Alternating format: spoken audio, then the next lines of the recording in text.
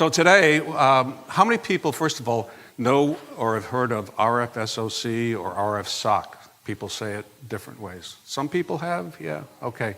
Anyway, as you know, Pentec is a board-level company that has produced software-defined radio boards, A to D, D to A converters, FPGAs for many, many years.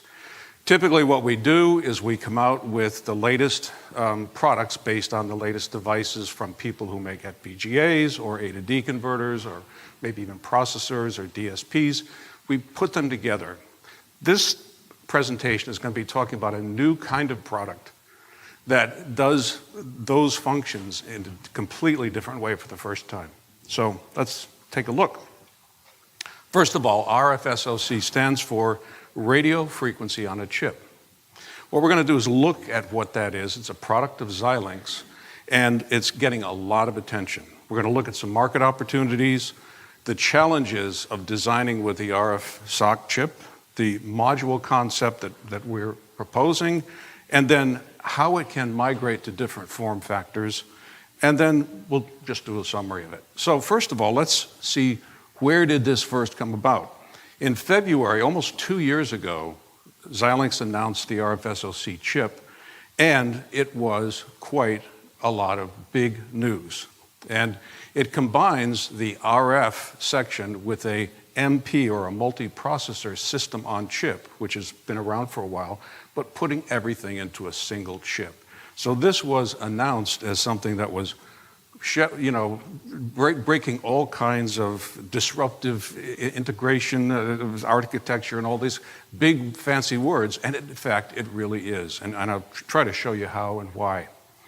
So it's built on the Xilinx UltraScale Plus fabric, which is their latest fabric. And what it has as a basic FPGA engine is the DSPs, high performance I/O, general purpose I/O, block RAM, internal RAM, memory controllers, gigabit serial lines that run at 28 gigabits per second, which can support 200 gigabit Ethernet interfaces right into this chip. That's quite a bit, and the Mac engine is built in as a hardware resource. But that's just the beginning. In addition, Xilinx has integrated into the same monolithic device A to Ds and D to A converters, 8 of them, 8 channels of A to D, 8 D to As, and these are quite respectable devices. The A to D converters run at 4 gigasamples per second, and the D to A converters run at 6.4 gigasamples per second. That's all inside the same chip. But wait, there's more. There's a complete multi-processor ARM system built into the same silicon. So what's in there? Well, there are 4 of the Cortex A53 ARM cores. There are 2 of the R5 real-time cores. There are resources like memory controllers, system controllers, a security module, platform management, we've heard about that today, as well as a lot of connectivity for I/O that's typical of what a single board computer would have in a open VPX or any other system environment. So you have your I/O to the processor, which does include, by the way, gigabit Ethernet, which is very nice. So taking that and looking at what that represents is what you see if you add DDR4 memories, SD-RAMs, if you add high-speed connections for 100 gigabit Ethernet, for general purpose I/O, and for the high-speed gigabit serial lanes, you have a complete 8-channel RF transceiver system on a chip.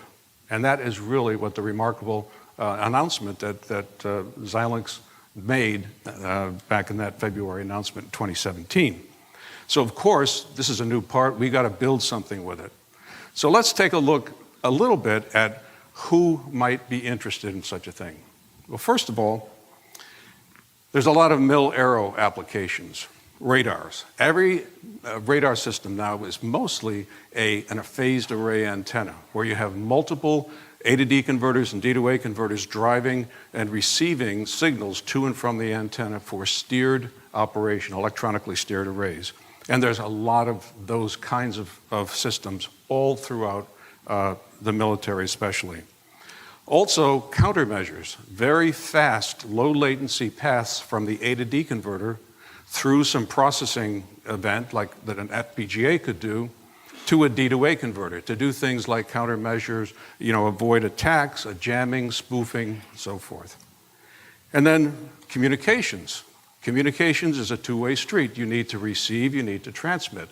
So having both functions on the same chip with powerful processing in the middle and supervision by the ARM processor section is very important for things like tuning and management. Monitoring, interception of signals, SIGINT and ELINT as well. And then the big news that Xilinx came out with and led with was probably the biggest part of their revenue stream, which is going to be 5G wireless. Every wireless tower that you see has to do what? It has to receive signals and transmit signals, and they have to be beamformed to get the spatial diversity across the area of coverage. So, as usual, we can take advantage in our Mil-Aero niche of some very important products that are coming out to support mass markets like 5G, for example. So how does it change our market? Well, if you take a look at what's inside, if you take the ARM processor, you take the A to D converters and the D to A converters, and you take the Kintex UltraScale Plus FPGA, if you take them as separate, discrete devices, and you compare them to the size of the 40 millimeter square RFSoC chip, you're getting at least a 50% reduction, probably a little bit more in terms of space. You also get reduced power because the connections that have to be done between the A to Ds and the UltraScale no longer exist because they're already on the chip. So all the interconnect power is eliminated.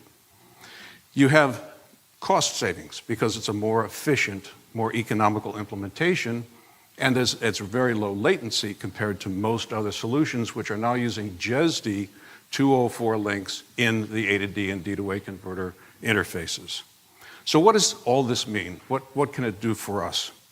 It allows us to take this smaller package and move it up closer to the antenna. We've been talking about getting closer to the antenna for many years. It gives us the wideband links we need with those high bandwidth A to D converters. It results in all the things that SWAP brings to different military platforms, better performance for longer missions, for more resolution, for better dynamic range, the lower latency for countermeasures, and then it also opens up completely new applications that were previously not possible because the alternative solutions were just too big, took too much power, too much space. So this is the lure of the RFSoC chip. But the RFSoC chip isn't easy to use. You can see it's quite a monster if you look at what's inside. These are the pins of the package, the 40 millimeter square package, and what you've got is 16 very high bandwidth lines for the RF analog inputs and outputs. You have to watch for interference, crosstalk, spurious pickup. You have to maintain the signal purity of these signals in the midst of a lot of other digital signals. You have to be very careful with your clocks. Clocks are as critical in terms of signal purity as the RF signals themselves. We have gigabit serial lanes for PCI Express Gen 3.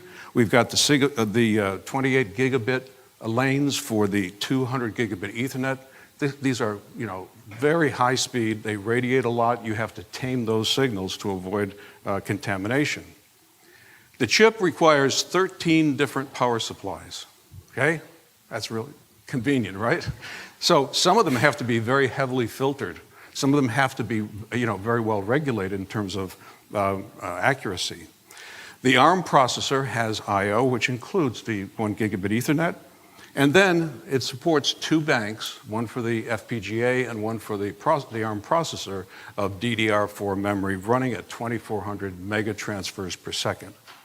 So you've got this, and then you've got, some thermal management you have to take care of. Dealing with all of these design issues and maintaining the signal integrity of all of those signals without having them interfere with each other or contaminating each other is a big job. It's hard.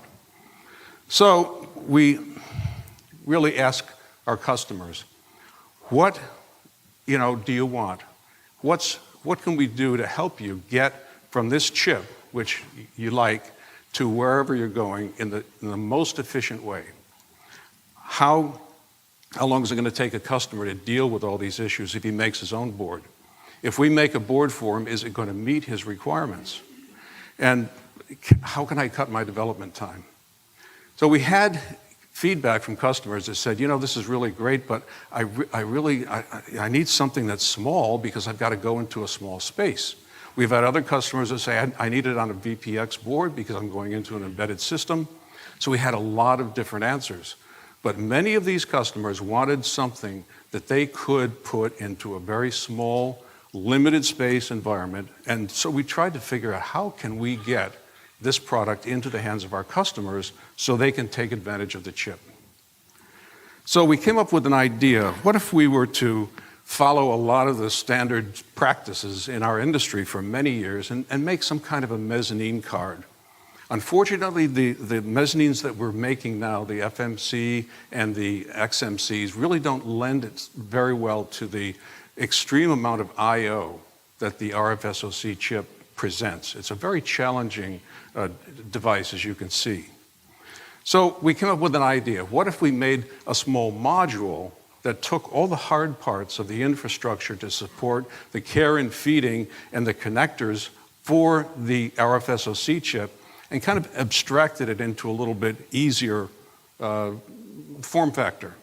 So adding connectors, adding 13 power supplies to this so that you only need to bring in one 12-volt supply, including the memories, interfacing to the memories, doing all of the design signal integrity analysis of all of the critical signals that go in and out of the chip to maintain the signal integrity and performance of the gigabit lines, clock management, health monitoring, and to give our customers kind of a head start on all of the most difficult challenges of designing with this chip. So we said, well, okay, let's see, what could we do if we had such a module? So first of all, because we love VPX and this is our world, let's see if we can come up with a package that would take advantage of the latest VITA specifications for VPX, and lo and behold, the gigabit lanes for our dual 100 gigabit Ethernet could very nicely use the VITA 66.4 because that's what it's made for. And look at this, the VITA 67 RF input output on the rear panel. I mean on the back plane rather. That's another really nice advantage. VITA's got you covered. And then the new standards that were adopted for VITA 65.0 and 1 back in 2017 give us some really nice radio clock distribution that allows us to synchronize multiple boards in a slot, which is essential for any phased array application. And a lot of other things that new standards for optical and for RF were developed as well. So this could be used then as a open architecture 3U VPX module with this RFSoC, taking advantage of the VITA 64 on the backplane, and you've got a complete functional subsystem, which includes effectively the single board computer because of the ARM processor, the analog I/O, and the FPGA processing all in a single 3U VPX module and with synchronization across. But you could also take advantage of some of the rear panel I/O that VITA 67 brings. So instead of having front panel I/O, as we did in the previous product, we could move those signals out through a VITA 67 backplane connection for both the optical and the RF signals. And now that simplifies your system integration because you get rid of these cables that are a maintenance issue for many systems. Front panel I/O is sometimes not even possible in some systems. You could even put this module on a PCI Express carrier, and now you have a low-cost development platform that you could do, software development or even deploy it in a benign environment where you don't need the full mill rugged specification. But the thing that interested many of our customers much more was migrating it to their own custom platform. So what we could do is we could give them a standard platform like 3U VPX and say, okay, start with that, you do your development, we'll give you some help and let you get all the information, the design rules to use the RFSoC on a custom platform that you design yourself. It could be any shape, and this is one example, let's say of a small single RFSoC module, and you keep the standard 3U VPX board for development as you go along for testing. What you can do with such a small module, for example, is put it into a sealed enclosure, and then with the suitable connectors on the edge of the board, bring in dual 100 gigabit Ethernet optical lanes. You could have your command and control coming over gigabit Ethernet and 12 volts power going up into the board. This can be then mounted up on an antenna mast, for example, near the antenna with the RF signals going right immediately to the antenna circuitry and the rest of those signals coming down the mast with a complete solution for an 8-channel RF transceiver that's small and designed to meet those requirements in that environment. We also have customers who just can't get enough channels. 128-channel system, a 256-channel system. This is really where the RFSoC really benefits. And so the point there is somebody who, let's say, has a 64-element antenna could take a single printed circuit board, a custom board that they make, put 8 of these RFSoC modules on it, and put it behind an antenna array like this, and have all of that processing right up there by the antenna and behind the antenna to eliminate a lot of cabling that otherwise would be necessary. So these are the kinds of applications that our first customers told us about. And then we had other customers who said, gee, you know, now that you have this, we can really put this into a UAV. We have one customer who's putting it into a missile. We have other customers that want to put it in an aerostat, a balloon. Small vehicles, military vehicles, UAVs, drones, so forth. So it really has a lot of different places to go. So this concept is not really just a concept. I have to admit, finally, at the end of the presentation, it is actually real. And so here it sort of looks like 2.5 inches by 4 inches, and it really takes advantage of the latest technology in printed circuit board design and layout, and it abstracts away a lot of the difficulty, giving you the analog circuitry, I/O, the RF SoC, RF signals here, the digital signals over here, to give you a complete solution in this module. So it's real. We offer a design package documentation for anyone who wants to take the module and move it into their own custom platform, like the ones we've talked about. It includes artwork for our 3U VPX carrier and all of the rules, the design rules, to let it get you going as quickly as possible. So, last slide. Xilinx really did the industry a big favor in coming out with this new technology device. We want to make it as easy as possible for our customers to get it into their system, whether it's a standard 3U VPX system or whether it's a custom system that they want to involve, and anything in between. So this then is the goal. We use the Xilinx Vivato tools, and the Pentec has a lot of tools and example codes and built-in working examples. The product did win Best in Show award at the AOC show just last fall. So we're getting a lot of really good response from the market and the community.